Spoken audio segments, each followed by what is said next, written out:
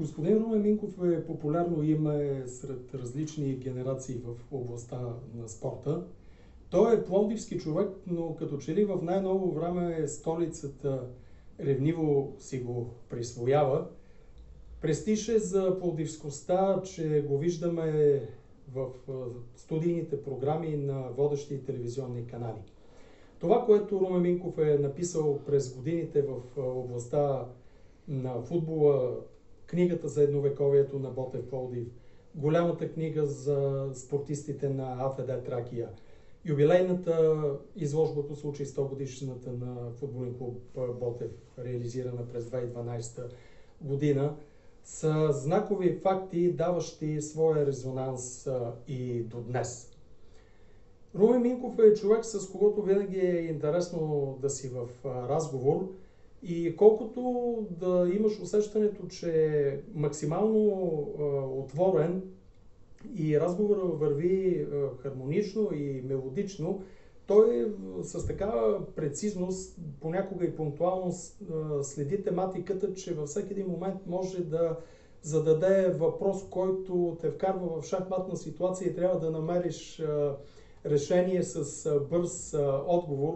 Разбира се, това трябва да става с ситуационно-стратегическо мислене.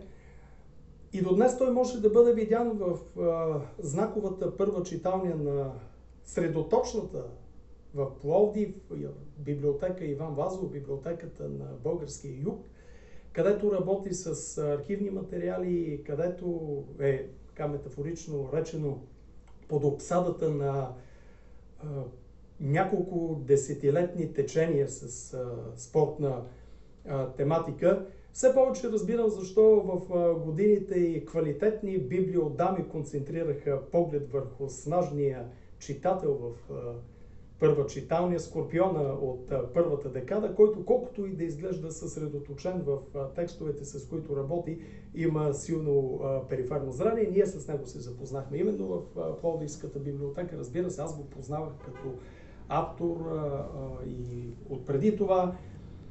И в сегашните си активности господин Минков има някакъв явно таен договор с чародейството, наречено женски футбол, защото и това лято, като разговаряхме, констатирах, че той с свръхголяма страст работи в тази сфера.